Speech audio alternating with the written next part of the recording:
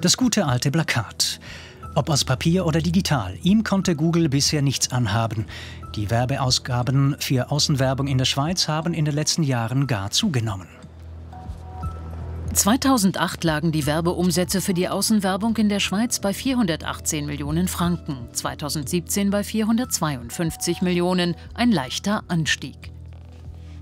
Ansonsten hat Google im weltweiten Werbegeschäft in den letzten Jahren dick abgegrast und überall seine Spuren hinterlassen.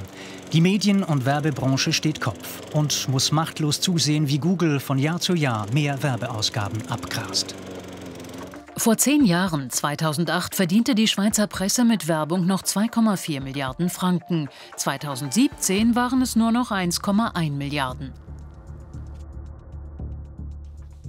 Frank Baudin ist seit 26 Jahren in der Werbebranche tätig. Bis vor kurzem war er Chef einer der größten Werbeagenturen der Schweiz. Wie die klassischen Werbebudgets erodiert sind, hat er am eigenen Leib erlebt. Der Werbemarkt hat schon einiges an Vätern gelassen. Wenn ich mich zurückerinnere, als ich 2000 die damals grösste Werbeagentur verlassen habe, haben wir ein doppelte Honorarvolumen von der grössten Agentur von heute gehabt. Die Veränderungen, die sind spürbar. Marc Walder ist Konzernchef von Ringier.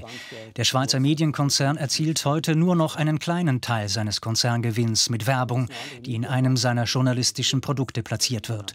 Längst besitzt Ringier, wie auch Konkurrent Tamedia, diverse Internetportale, verkauft beispielsweise Konzerttickets, publiziert Job-, Wohnungs- und Autoinserate und verdient damit sein Geld. Also Sie müssen sich vorstellen, Ringier hat früher noch 100% vom Umsatz und 100% vom Gewinn mit journalistischen Produkten, Zeitungen und Zeitschriften und Druckereien generiert.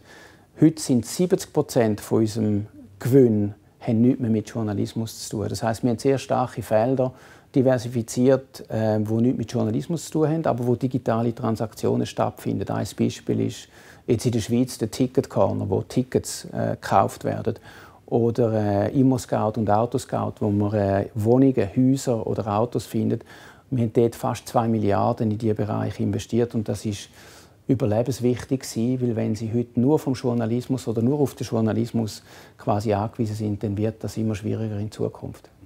2017 machte der Google-Mutterkonzern Alphabet weltweit umgerechnet rund 109 Milliarden Franken Umsatz und gehört in Bezug auf den Börsenwert neben Apple und Amazon zu den wertvollsten Firmen der Welt. Auch in der Schweiz grast Google einen Milliardenbetrag ab. 2017 verdiente die Werbebranche in der Schweiz 6,4 Milliarden Franken, darunter die Presse 1,1 Milliarden, Suchmaschinenwerbung 1,4 Milliarden. Das allermeiste davon floss zu Google. Wenn man sieht, dass ein Unternehmen, das vor 15 Jahren eigentlich kaum ein Player war auf dem medialen Markt, heute den grössten Teil der Werbeeinnahmen für sich generiert. Man muss sich vorstellen, dass vom gesamten digitalen Werbemarkt global etwa 80% zu Google und zu Facebook und dort aber der grösste Teil, wie gesagt, vor allem zu Google geht. Das hängt damit zusammen, dass die einfach sehr viel wissen über die Userinnen und User und das Werbegeld geht dort hin, wo man mehr weiß über die Userinnen und User. Das ist eigentlich das Geld, das sind Milliarden, die früher in der Medienindustrie waren.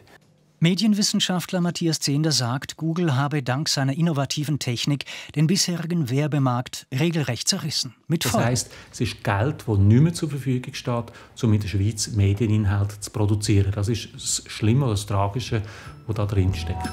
In einem sind sich alle Befragten einig. Der Aufstieg von Google ist ungebremst.